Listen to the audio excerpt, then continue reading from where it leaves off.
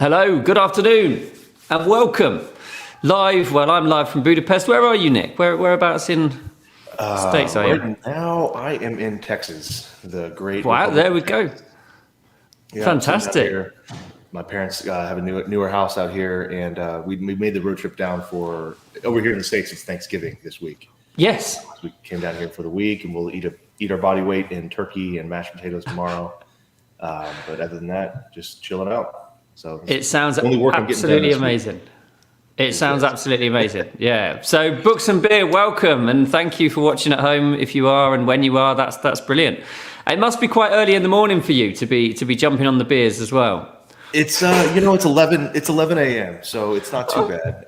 But I thought about a beer, but I'm just gonna drink some sparkling water because I'm actually playing golf with my dad today, and I don't want to, there may be some imbibing going on during that because I don't know any other way to play golf. I don't know if you do, but I think it's a requirement, right? You have to be drinking the whole time you're playing. So this is it. And you don't, I know what, sometimes that a father-son thing, there's a bit of a rivalry going on, that. Yeah, not so much that. He's pretty good. And let's just say I'm good at drinking beer when we're on the course.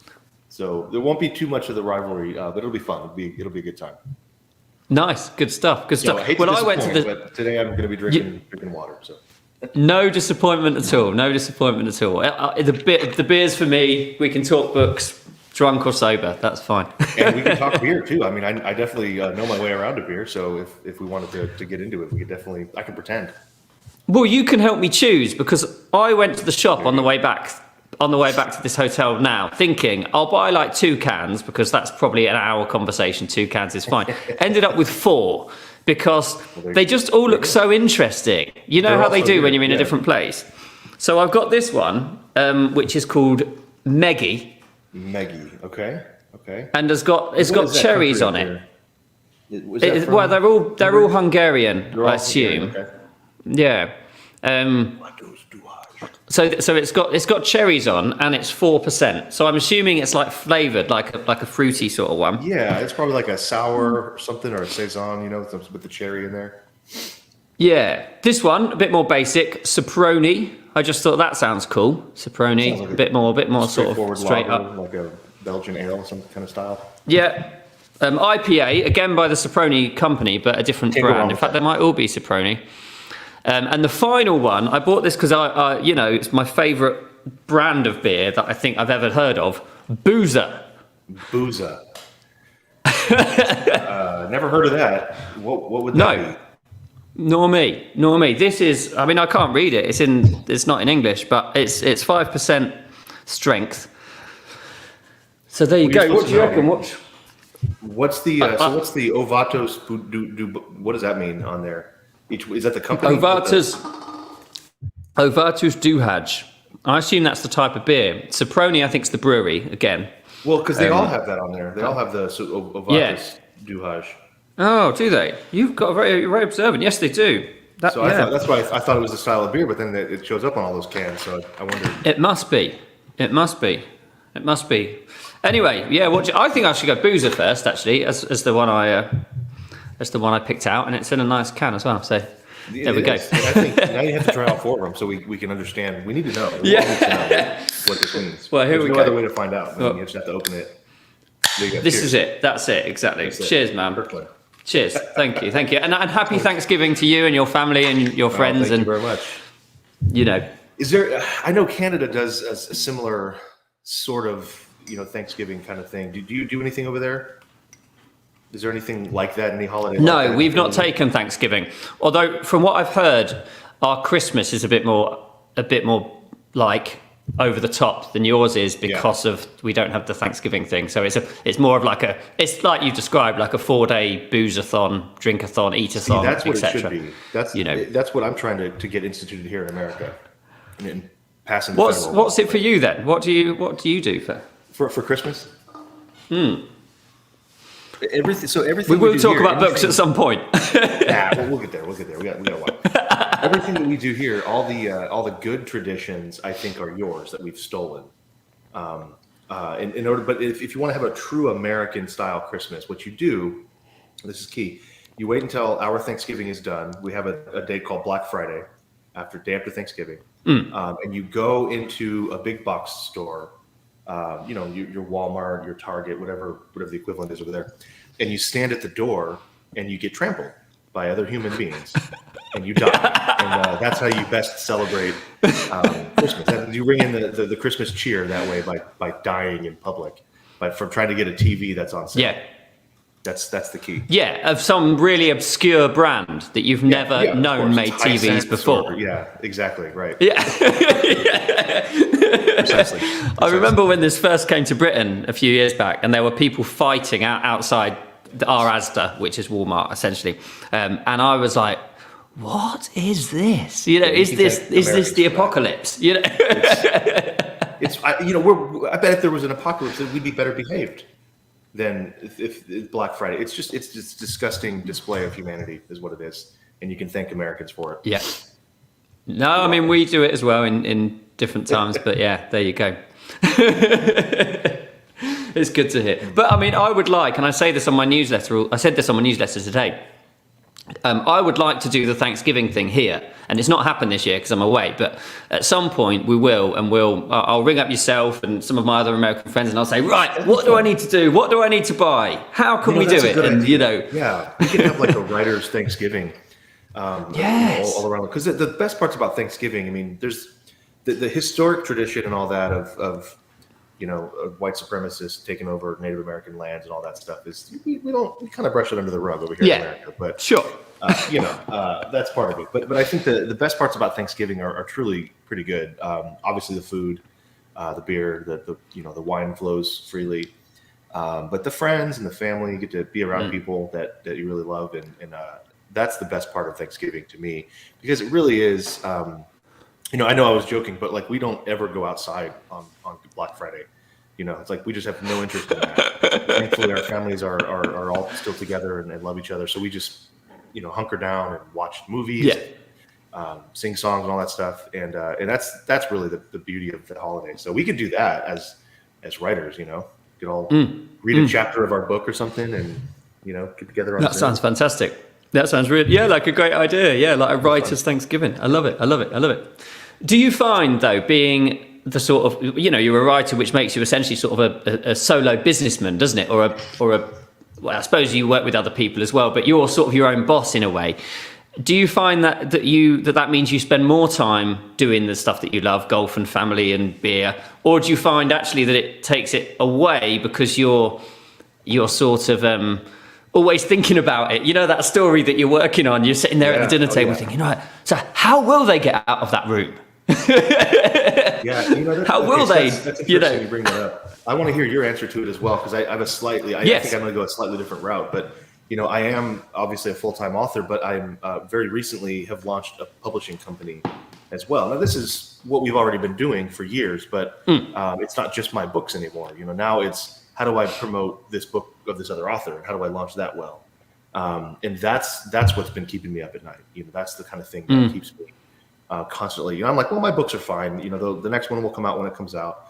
But I'm worried about these other authors' books, because ultimately, if they succeed, we succeed, and if they don't, then I look bad. And so that's what's been really keeping my mind constantly worried, but really just thinking about business. Yes, I have more time. I have flexibility and freedom, which I didn't have back, the old day job.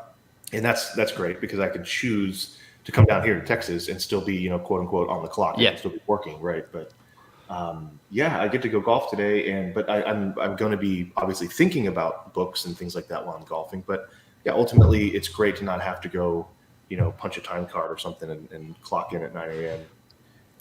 Yeah. What about you? It's a real hard one. Yeah. I did, to start with. I left my job almost 2 years ago in sort of May of 2019.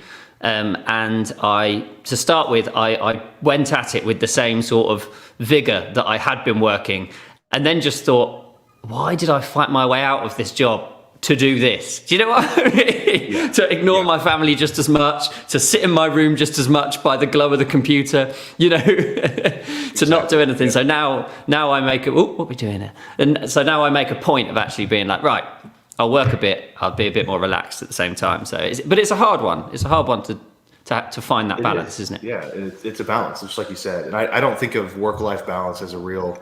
It's not a static balance. It's not a line that constantly parallel lines of work and life. It's this real squiggly. Sometimes I need to work more. Sometimes I need to family more. Sure. And it's constantly finding that balance day to day or week to week that I think is the important part. And when you lose sight of that, that's when the family gets distant or the work suffers. That's the constant struggle. It's a balancing act. It is, and I think creativity is a bit of a mistress, isn't she? She doesn't necessarily turn up when you want her to. In my mind, anyway. I don't know if you might be one of these people who can sit down and just throw words around. In my mind, I'm like, right, I've got an hour to write, and then for 59 minutes, my fingers hover over the keyboard, unmoving. I will do just about anything else besides write on most occasions. I am the best procrastinator. I'm the laziest author. I mean, I still get the words in, but yeah, it's not because of inspiration that I get the words in. It's always because I just feel like I sure, I enjoy it, but I enjoy the larger job of writing books, not necessarily the act of writing words on a page. But you must have. You've got a lot of books now with your name on, in some respect, haven't you? I know you've got a lot of co-authors. I just go find authors and just beat them up and steal their work, and then put my name on it. That's all I do. Yeah, just the playground bully of the author world, are you? Where's your homework? Exactly. That's right. Yeah. No, I do. I mean, I definitely am capable of writing a lot, and I like to say that I do that pretty regularly, but. Things got tricky when I started. So I've got a business guy background as well. I've built author email. I've been doing all kinds of random little projects on the side. Of course, now the publishing company, and so things are just not as cut and dry as they used to be. Sure, I'm a writer. Sure, that's how I make my income. But I don't write every day. I gave up trying to do that when I was constantly feeling like I was in a perpetual state of failure because I wasn't writing 1,000 words a day or 2,500 words. At this point, I try to get about 5,000 words a week. And if I do that, I feel like I've had a good, solid work week. But even now, it's almost, I don't know the last time I've done that. I usually write every week, but I don't know that I've hit that 5,000 word number.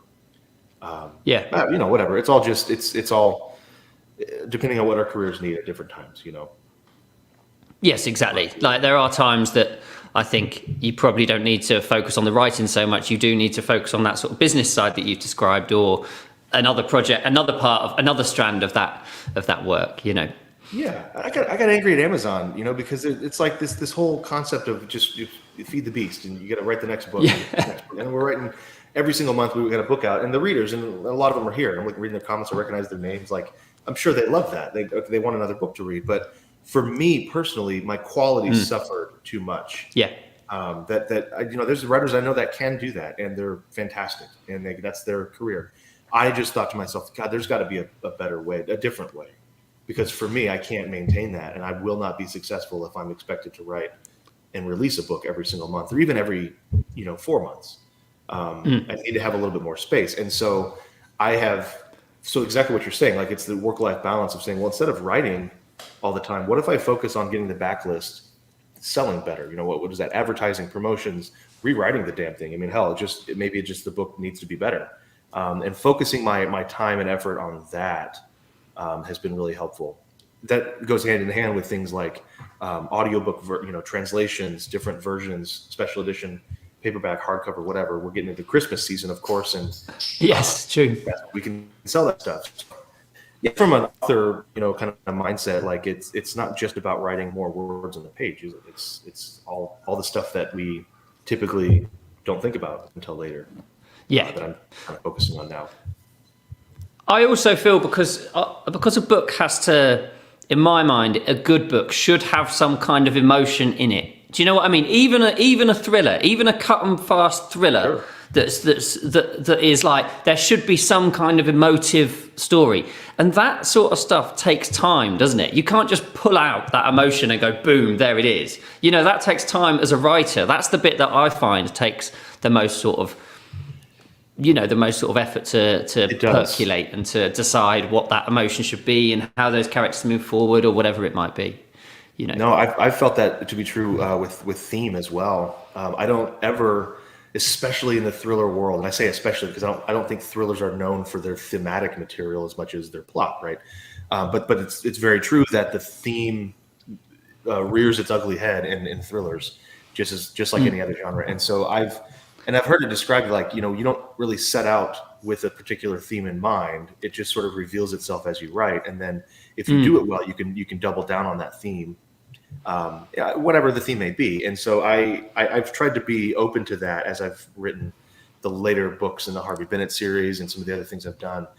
Just knowing that, okay, I'm probably trying to say something. Now, this is not really an agenda, it's not political, but there's something that I'm trying to say through this story, through these characters. And I probably don't, I guarantee you I won't know what it is when I first start writing the book. But if I ignore that and just sort of write to an outline and say, well, this is what's going to happen, you get from point A to point B, and that's the end of the story. It just feels a little thinner. And it goes hand in hand with what you're saying. I think the emotion is the same way. These characters are in our minds, they're real people, of course. And if they're not, then they're not good characters, right? And so in order to get them on the, to come off the page with their realism, we have to be open to that emotion that they may kind of subconsciously be trying to tell us about. And it's a really weird thing because obviously they're not real. They're in our heads. And so it's just really funny and funky to be talking about characters as if they're real people. But I don't know any other way to do it. So that's kind of what we end up with. But all of that, you're right, it slows you down. Because if you're talking about theme, and you can't just put words on the page, right? It's great, isn't it? And a friend of mine told me a story about sitting next to some people in a cafe, and they were talking about where they'd buried a body, and the friend was like,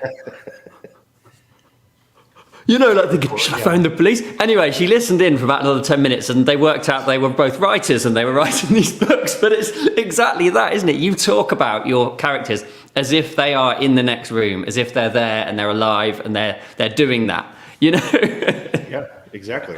Yeah.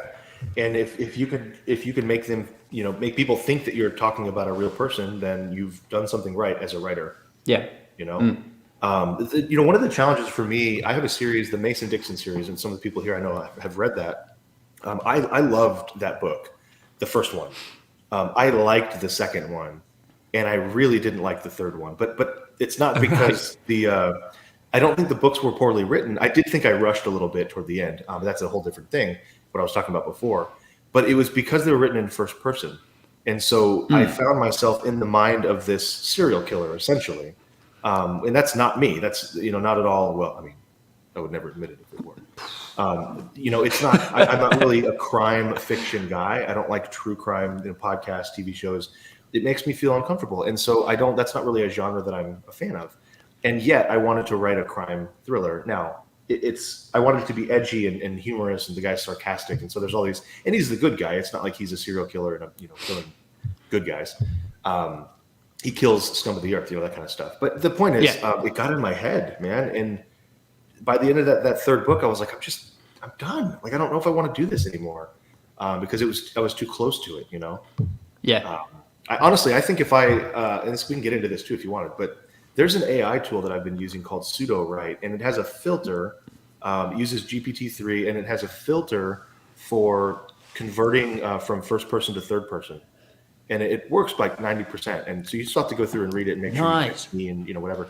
But I thought, that would be what I would do is go through and switch to third person, because then I can not only be a little bit more removed from his inner thoughts, which I don't think would weigh on me as much, but it would also allow me to put in other point of view characters, which is what you and I both do in our books, like have that third person close narration, but from the villain's perspective, for example.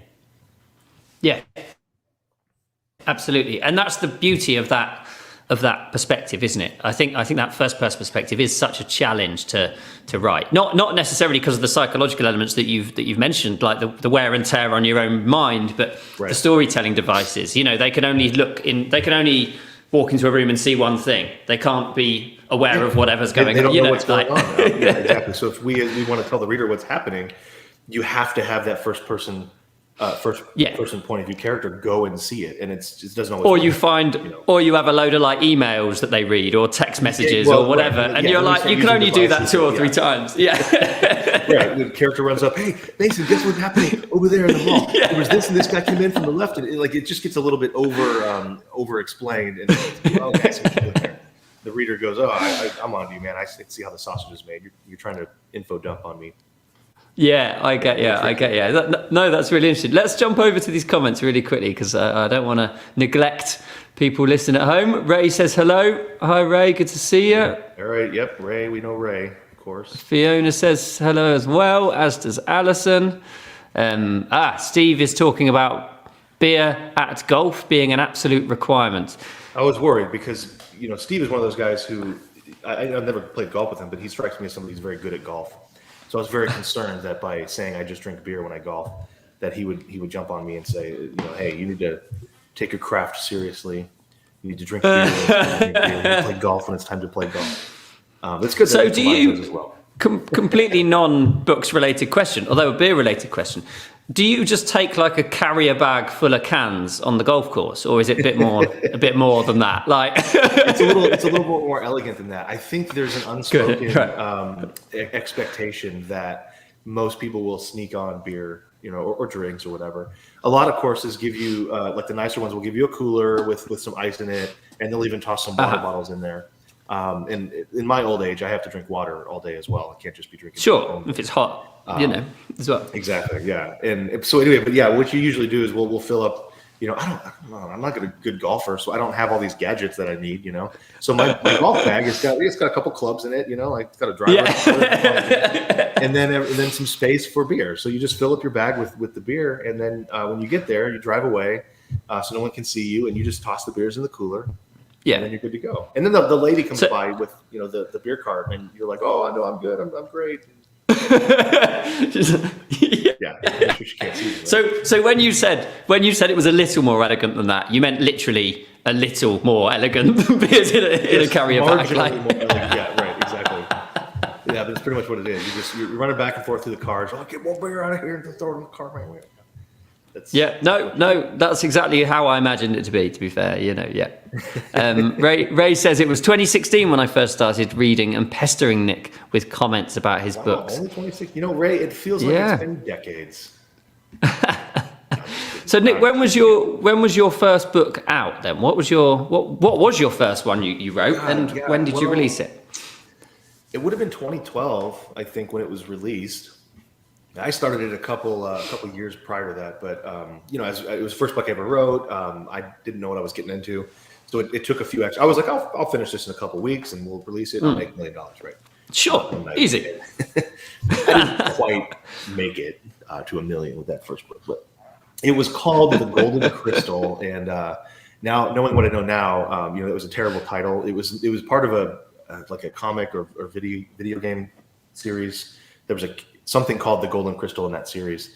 But it was also has kind of a fantasy sound to it. And that book wasn't supposed to be fantasy at all. And so I since relaunched it as The Atlantis Stone, which still isn't a great name because it kind of has a little bit too much of the supernatural ring to it in my mind. But anyway, it's a good book. It's a good story. It was a lot of fun to write. But yeah, it's been about, I guess, almost a decade now. Wow. Yeah. Yeah. 10 years. Amazing. And is that a series that you continued then, or did that end up being a book? No, one of the first pieces of advice, I don't even know where I picked this up, but it might have been K-Boards or something like that. But I just remember reading, hey, when you first write a book, the first three novels go into your desk drawer and they're just for you. Do not let them into a series. Just stay there. That kind of thing. Just leave. And I was like, well, I'll release them. The whole point was to write a book for my dad. I wasn't trying to sell anything. But Kindle was a new thing at the time, and of course, I wanted to see what that was all about. So I did release it, as well as the second book, but they were both standalone. In the third book, I was also supposed to not write into a series, but I couldn't help myself. That was the Enigma Strain. That was the first one in the Harvey Bennett series, which is still selling great. I mean, it's a great book. It a lot, but yeah, that was the third book and first one in the series, and I just ever since then I just haven't been able to get away from Harvey Bennett. Yeah, well, the Enigma Strain has become particularly relevant, hasn't it, in the last couple of years? I feel like you're almost What, man? a prophecy. Maybe you should call it the Enigma Prophecy. You know, I should, you know, it's kind of funny though. I don't want to touch it because I don't want anybody to think that I'm taking advantage cashing of in. current conditions. Yeah. No, I've gotten reviews and emails from people, or people on comments on Facebook ads. You know, they're like, "Well, it's just exploiting a pandemic." You know, writing this book now, this is ridiculous. And I'm like, it was published in 2012, or 2014. You know, I predicted this. Yeah. It's my fault. I mean, you're not part of some secret society, you know, that wears strange gowns and meets in the woods on a full moon or whatever. I'm not sure. That could be the next book, you know. It could be, yeah. No, I mean, the Harvey Bennett series has been very good to me, so I kept it going over the years. Currently working on a techno thriller series. I haven't really talked about that much because I haven't written it yet, but it's I'm trying to do finally what, you know, the whole right to market thing, and really just kind of identify that audience first and say, what do they like? I'm going to write a book, because it's not that I'm selling out in a sense. Like that is a very big market, and I love techno thrillers. I've been reading them constantly. I think I can write something pretty good. So I've got a great idea for book 1. I've got a decent idea for book 2, and I have a horrible idea for book 3. So that's where I got to fix that before I write, you know, book 2 and 3. But I'll get there. Yeah. Oh, that's great. Do you think as an author there is a challenge? And this is asking for my own personal means, I think. Do you think there's a fear of doing too many different things? Do you think there's a danger of doing too many different things, or negatives with doing all of these different things? Yeah, I mean, and I think you're talking just in general, like, you know, business and writing books. Yeah, it could be that, or it could be writing 10 different series, or it could be whatever sort of things it might be. You know? The way I'll answer that is with business stuff. You know, starting author email, I didn't do that because I wanted to run a business. I did it because I needed a cheaper email service. You know, so there's things like that I'll do because I'm just barely good enough to do that.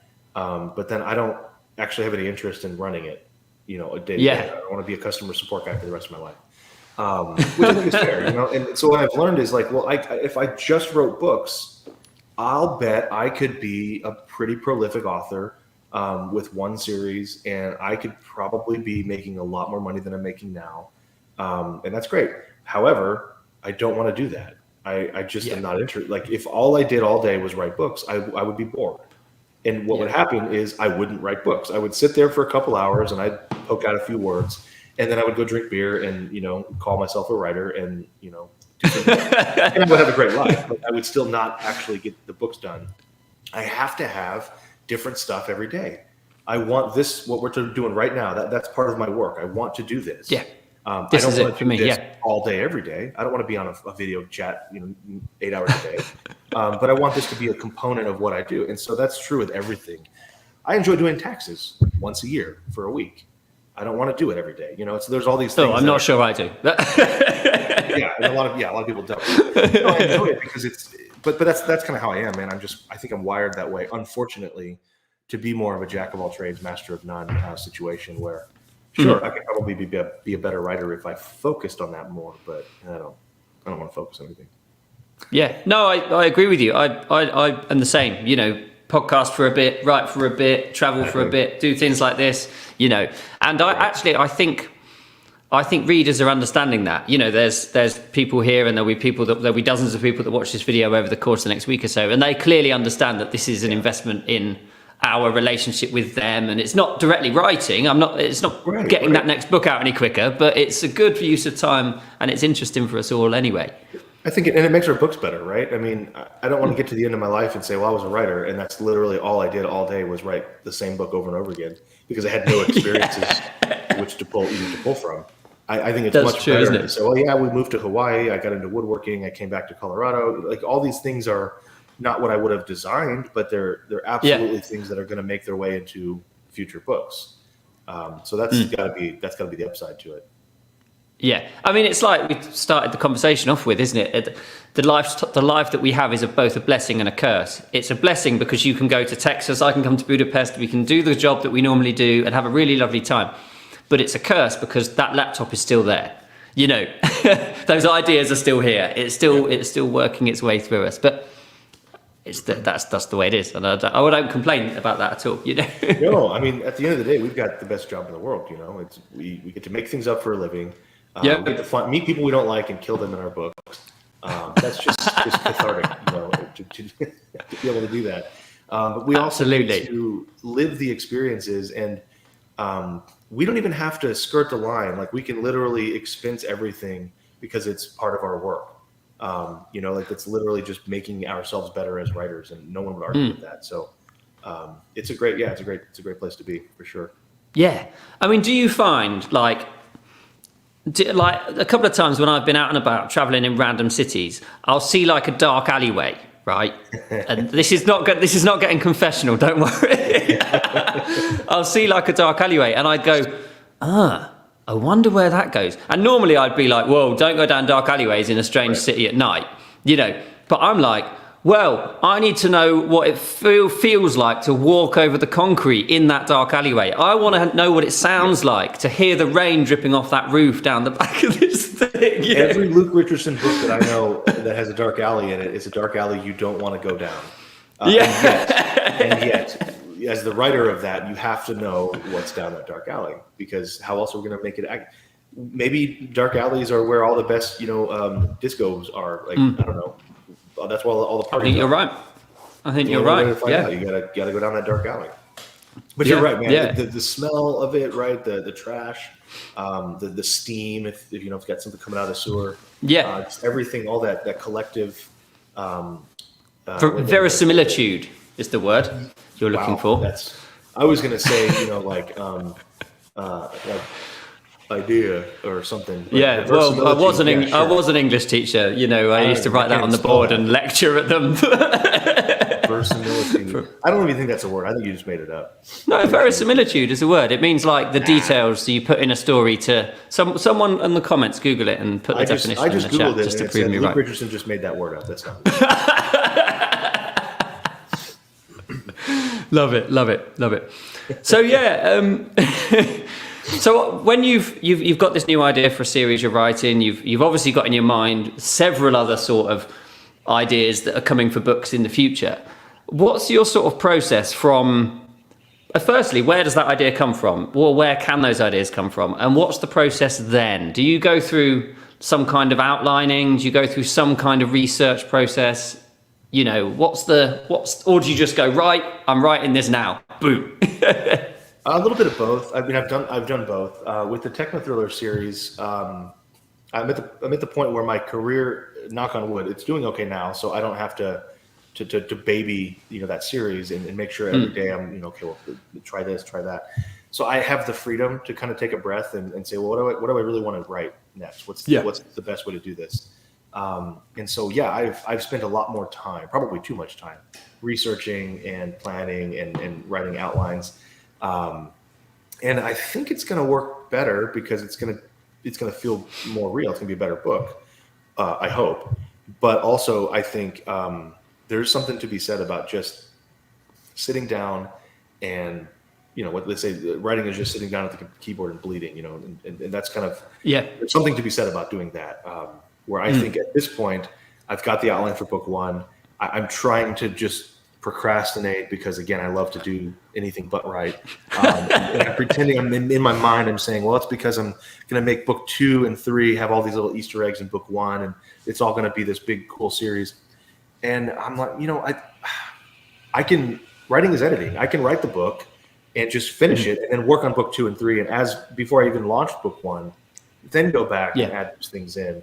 Right. And I know this, but I just procrastinate on it anyway. So it's a little bit of both, man. I think at this point I should just cut my losses and say, whatever I know, and whatever I don't know, I don't know. I'm going to write this thing and get it out, see what happens.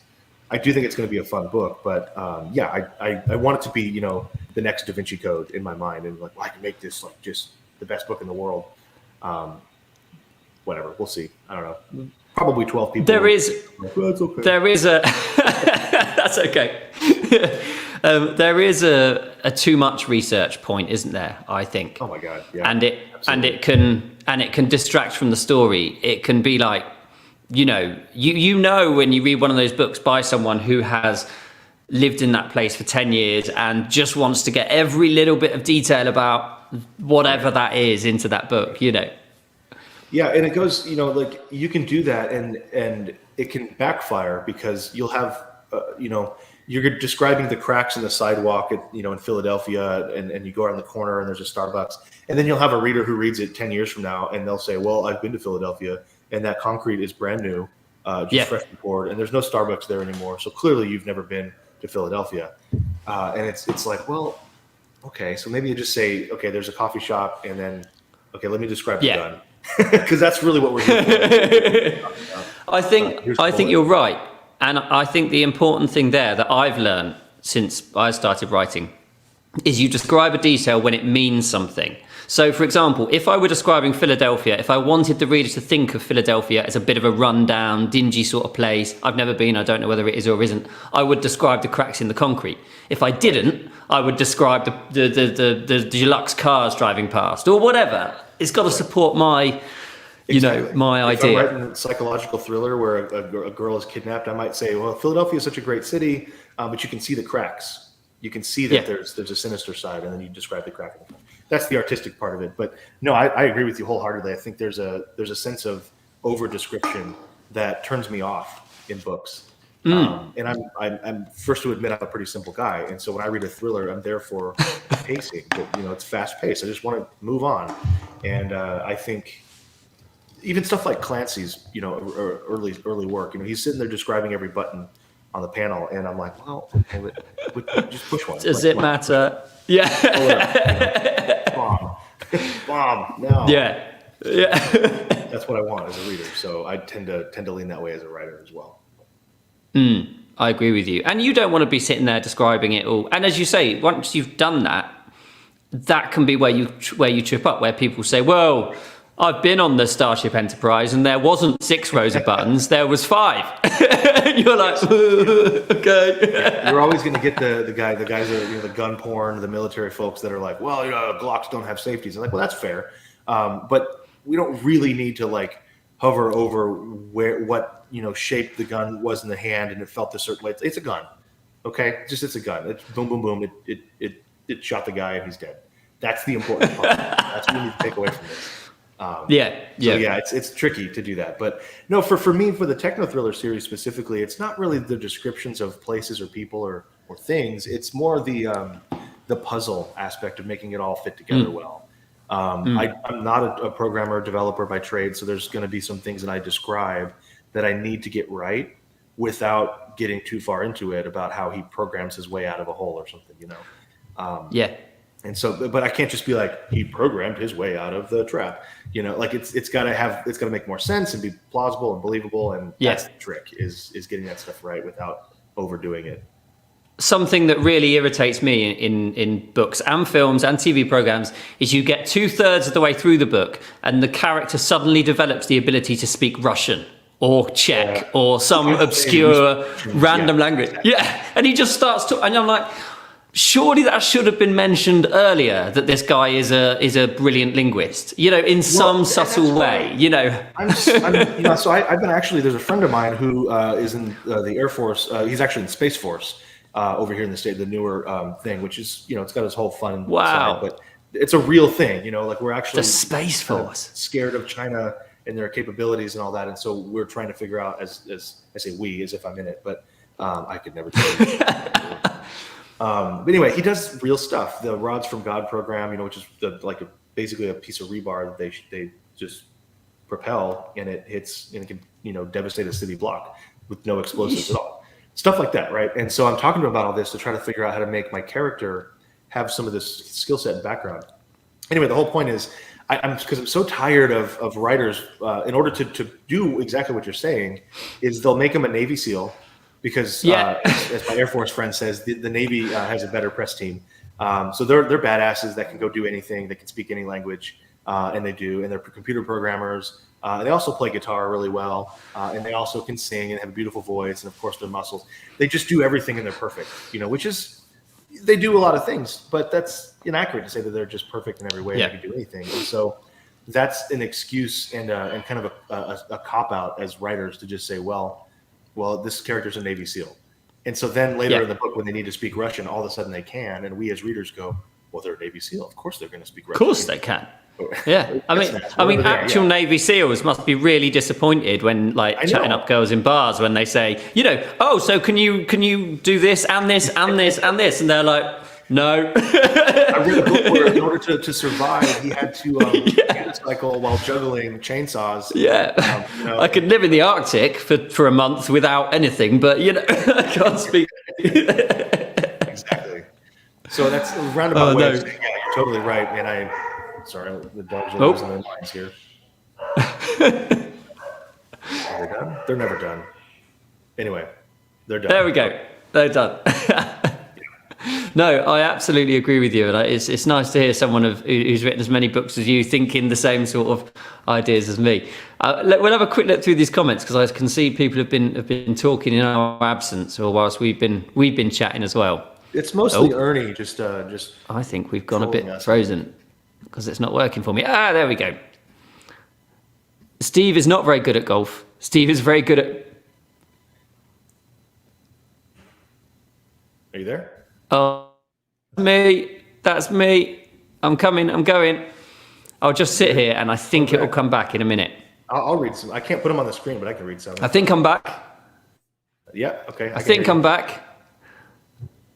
Internet was having a funny one. It did that flashy thing. I was just trying to read Steve's comments. Are we back? Yes, I can see you moving. Here we go. Steve comments broke it.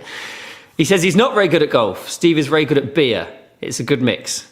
I have a beer holder on my cart. I see. There we go. I read that. I'm intrigued because most golf carts up here he's in Mexico right now, and as soon as he's going to UK again, he's going to England again, and I'm interested. So every golf cart I've seen has a bunch of cup holders.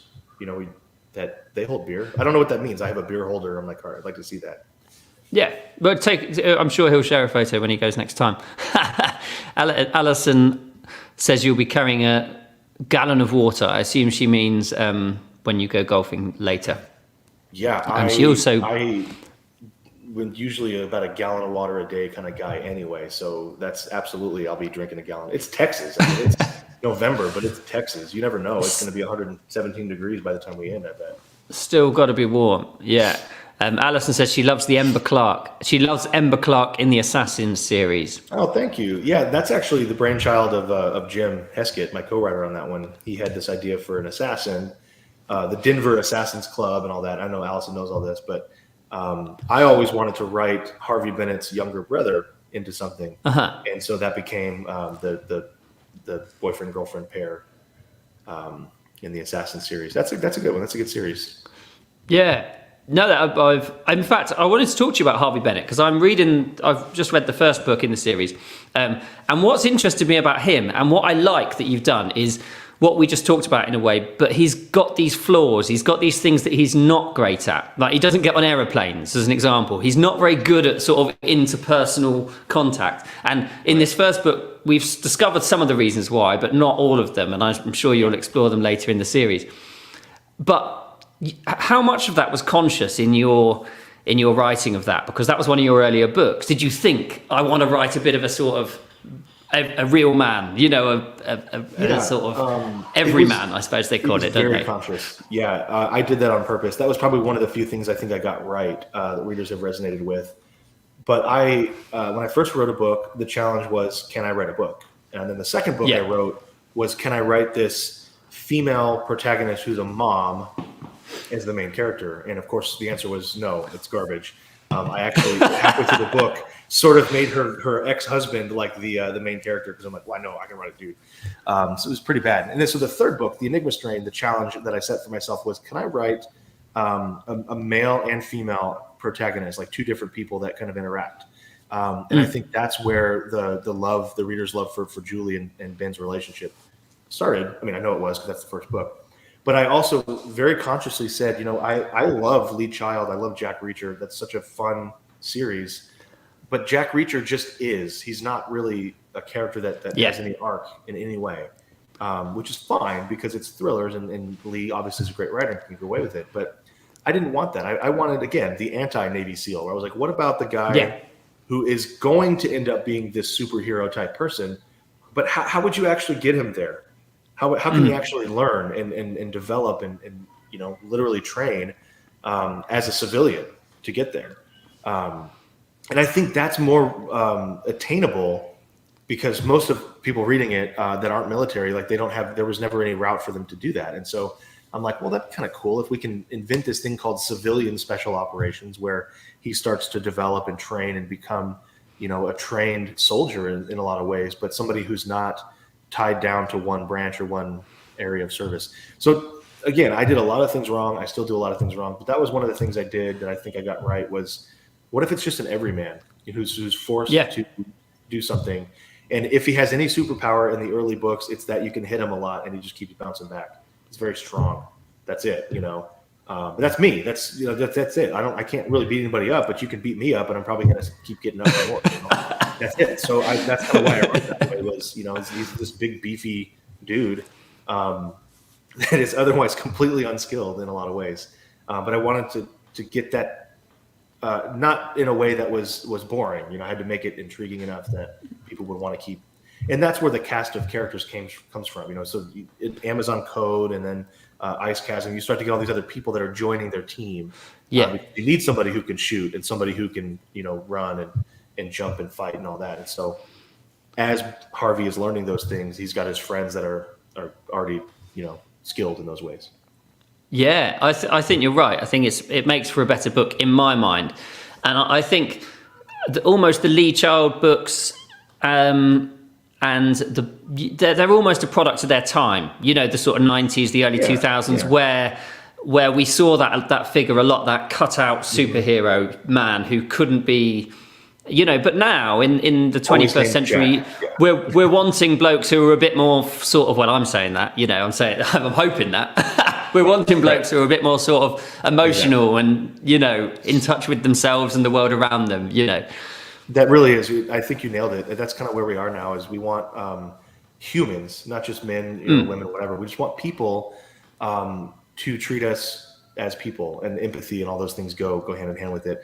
And so our characters are reflecting that a lot more. And we don't have to go off the deep end with it, but there's definitely some truth to that, man. I think we're at the point where how a character feels is as important as what they can do. And that's true in thrillers. I think it's been true for a long time in other genres, but it's true for thrillers right now. Yeah, I like that, and I welcome that change, particularly with the sort of characters I write. To come back to the talk on books, I can confirm that Boozer was nice. It was quite wheaty, the sort of. I like that. Yeah. Yeah. I didn't expect that. I thought it'd be more like a straight up lager, but it was a good one. Boozer, I'd recommend that if you ever come to Hungary. I doubt I'm going to go for find that here in Texas, but I'll look for it. I very much doubt that you will. I'm going to go for the IPA next, so that'll be choice number 2. That's going to be a good one. Yep. That's the second one. Is there a trend over there now with the quadruple and triple IPAs and just going on the bitterness side? Just going a bit bonkers. I don't know. I'll investigate this evening. I'm going to go and research some bars tonight. They have these bars here called Ruin Bars. In Colorado, man. There's craft beer everywhere, and the trend for a while was, everyone was making IPAs, and you have some breweries that are just doing IPAs, and then they're making double IPAs and triple IPA, quadruple IPAs, and it's like, oh my god, how many I's and P's and A's are you gonna have in here? Yeah. Now we're kind of on the sour thing, and I don't really like sours, so that's kind of nice. We come back to they can do their sour thing, and I can just drink their regular normal IPAs.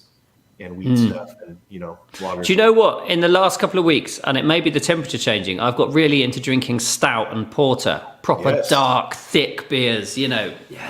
I love back those, in the man. UK. I don't know that I have them here, but they're not as popular. Like a lot of breweries aren't making a ton of them, but usually any brewery that's any good will have at least one dark beer that you can sip on. Yeah. When I was in Hawaii, that was the only way you could tell the seasons apart. was some of the, like Brewing Company, they'd have their porter would come out, and you go, oh, okay, cool. It must be like fall. I can't tell because it's on the beach. It looks the same as it did, the rest of the year. But I'm not sure I'd go. I'm not sure on the beach. A porter on the beach would be I don't know. I'll just give it a try. I'll give it a try next time I go somewhere like that. You got to commit. I mean, if you want to feel seasons, you have to do it. That's the only way to do it. You drink your IPAs, and then fall hits. All right, it's time for my porter, my stout. Pretend like it's I love it. I love it. So do you think you'd ever, and maybe you have, and I'll show myself as a bad person at research here, have written a book not set presently? Would you ever write one historically? I know parts of Enigma Strain were sort of like the prologue is back in 1100 and something.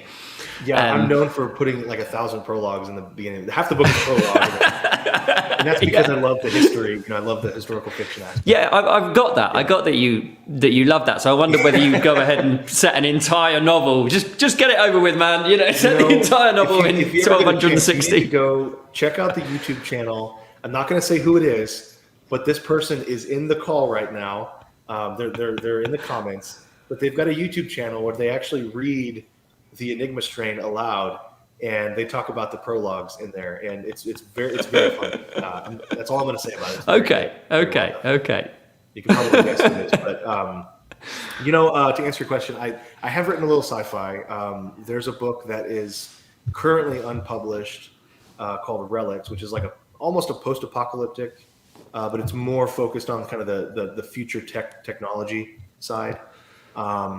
AI and robot revolution kind of stuff. That was fun, and I did write. Actually, right now there's a story bundle deal that Kevin J. Anderson put on, and I have a sci-fi book that was also unpublished. Right, originally part of A.G. Riddle's Kindle Worlds universe. And anyway, so yeah, I have written in the future. I haven't done the past. I would love to though, because I'm a history buff. I love history, and that would be a lot of fun. I have 1,000 ideas for books, as you do. We all do. That I'm just never going to have time to write. So I don't think I'll ever. Where did your love of history originate, or where did it come from? I don't know, man. I mean, I've always kind of enjoyed history. I had some pretty good history teachers in school, and that just were able to tell a story. And I think that was the one subject where I really understood. Okay, this is a story, and it's mostly accurate if we're doing it well. But the point is, there's this really interesting story in history, this thread of humanity, right? And I just really love that. Well, So I don't know. I'm not sure where. I just saw Steve's comment here. Yeah, I know. Let me put that. Both Steve. There's 3 Steves in here. There's a bunch of Steves making comments. Rich. He says, Richardson, you're talking shit. Any beer on the beach is good beer and a good beach. More, you need to come check out some of the beaches here in Texas. I think you may change your mind on any good beaches is a good beach. Any beach is a good beach.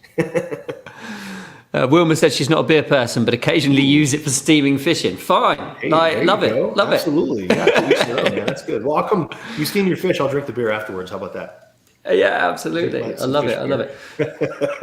I do know what you mean though about that. I sometimes watch a film set in a historical period, like I've got a particular fascination with the sort of Victorian London era. That sort of Dickensian, Sherlock Holmes, Jack the Ripper, that sort of era, and I could really I love that, and because a lot of those places still exist in London today as it is, you can still walk around the streets as they were, I'm like, maybe right, but then also the level of research involved to sustain that for 60,000 words or 80,000 words would be mad, wouldn't it? Right. Yeah, I would just, and that's where I'm lazy as a writer. Like I'm there for the plot, and so I would just say, all right, well, it's Dickensian London. You picture it. All right, here's what happens. I wouldn't be describing it. Just running around and shooting guns and all that. And then I would probably get really lazy and just say, well, it's okay. It's like alternate history with like more future. So they're shooting, carbides and modern weapons because that's what I know. And then they leap on a dragon and fly to San Francisco in the modern time. And that's right. I probably happy days. Probably shouldn't write that. No, I get that completely. Anya says you need to release more hardcovers. Oh, I know she likes okay. to have them. She's got a collection of which one of mine is involved in. Yeah. That's cool. I'll do that. I mean, I definitely, like I said, that, Anya, it's always, there's 1,000 different things we want to do. I need to do that. I definitely, I don't actually own any of my own books. I do actually. I've got one copy each of my 3-book series with Book Tour out in London. And because they keep sending me the copies of these books. I'm like, I don't want them. I've moved 5 times in a year, and books are the heaviest thing. So I'm always getting rid of those first. So I have no books in my house anymore. And that's terrifying, but it's true.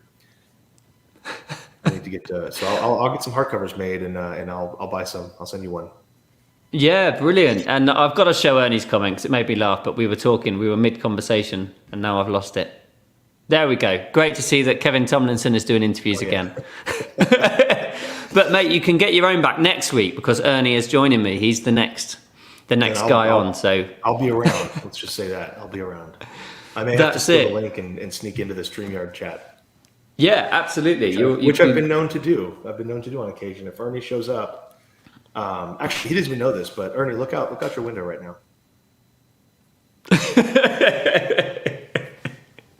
I'm always oh, brilliant. That's it. Oh man, this has been fantastic. For the first time in person in Vegas last week.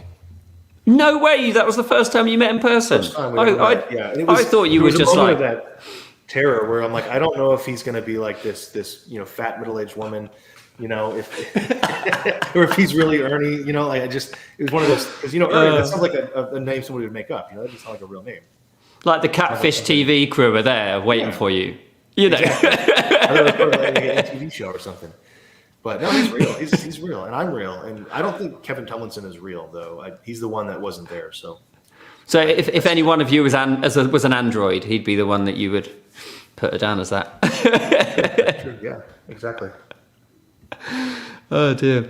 Alison asked a great question, which I thought was worth asking, as I always do with Alison's questions, because they're always interesting. At what point did you think of yourself as an author? Because you said you wrote 2 books that just stayed in that drawer and didn't move. I've always been very I don't treat my writing as this precious thing, where it's infallible, or no one can poke holes in it. I've got thick skin. I've been online doing internet marketing type stuff for a long, long time. I don't mean internet marketing. I mean marketing on the internet. Yeah. That's a whole different thing, right? Blogging, whatnot. And so in a roundabout way, I finished the book. And at that moment, I said, I'm an author. I wrote a book. And that's just it. Because I've never been, it's like, I don't need to have a song on the Billboard, top 100 in order to be a songwriter. Like if I write a song, yeah, I'm a sure. If I sing a song, I'm a singer. And so and the reason I think I do that is because I naturally rebel against the idea that we have to have some external force come tell us that we are this or that. We have to have a gatekeeper in publishing in order to say, well, now you're an author because we published you. No, screw that. Yeah. I wrote a book. I don't even have to release it. I'm an author. I'm not a professional author until someone pays me for that.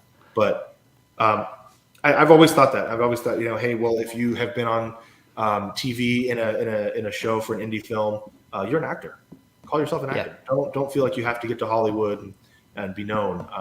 Go do that because you want to do that. But I always said, well, I'm an author because I wrote a book. And if I can become a professional author and I can get really good at it, great. Then I'll be a professional, great author. But I'm still an author.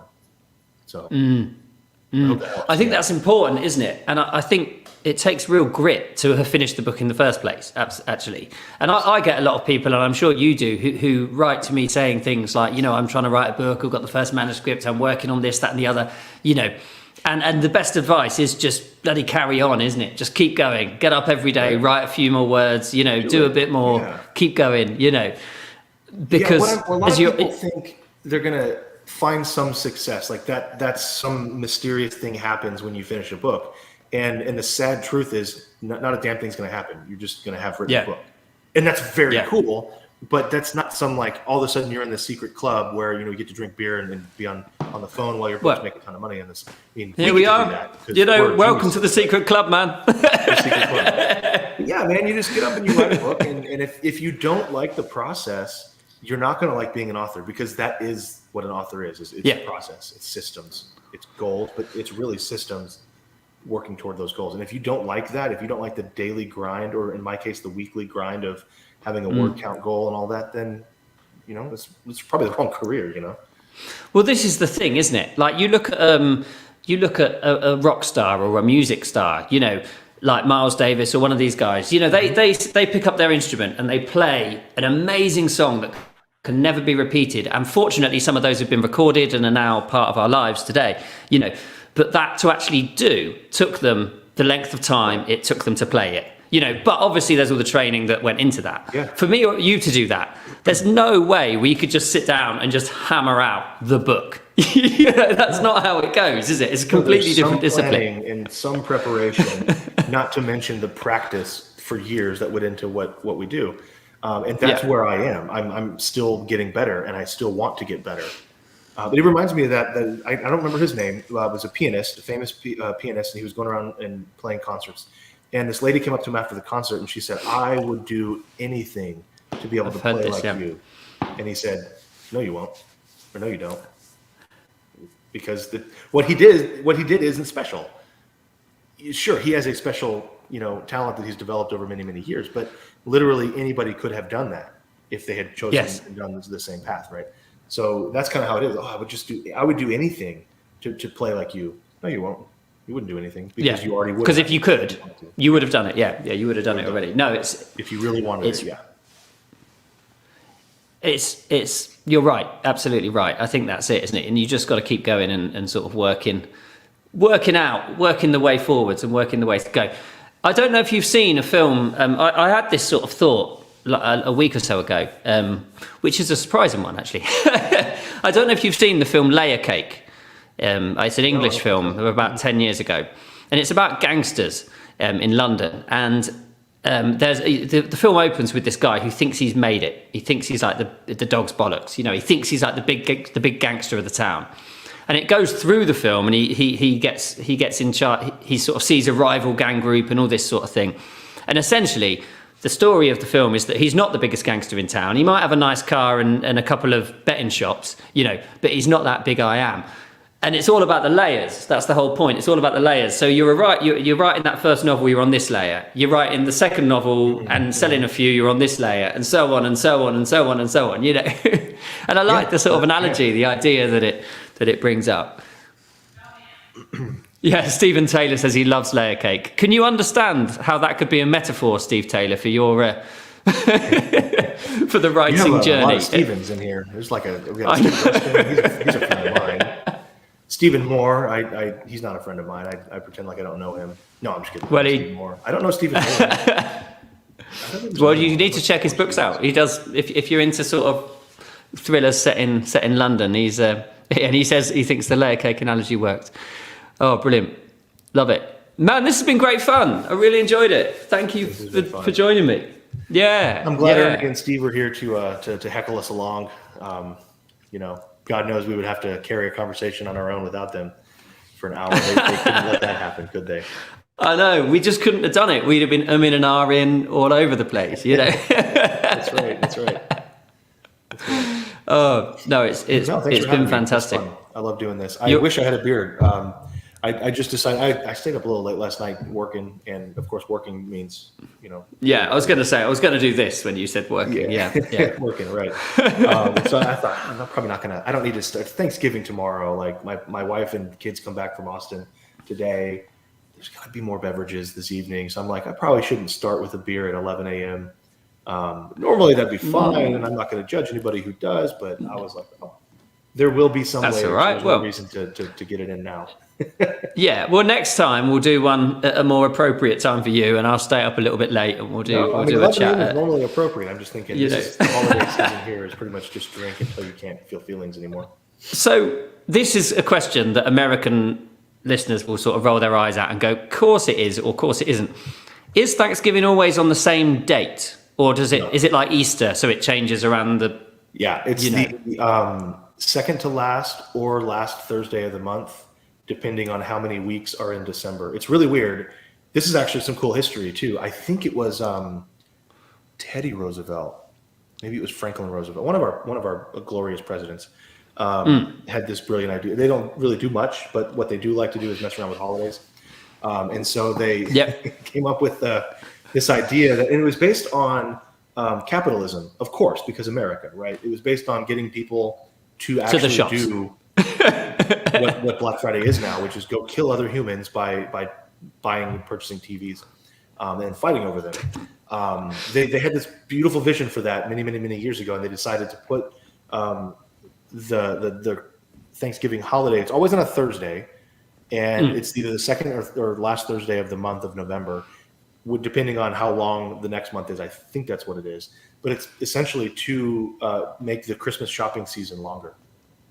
Okay, that makes some sense. So you do know it's going to be a Thursday, and there's not a lot of holidays that are always on a Thursday. Like even Christmas is just whenever December 25th falls, right? I think this year's it's Saturday, but so no, Thanksgiving is not on the same day it's on a Thursday, but it's not on the same date every year. Yeah, so it moves around. Well, there you go. I've learned something, as I do every time I have a conversation with someone. Nick Thacker here. I loved it, Nick. That has been absolutely incredible. Thank you. Stop around on the line for a moment when I go, and we'll say our goodbyes. But everyone else watching at home and listening at home, thank you for joining us. This has been great.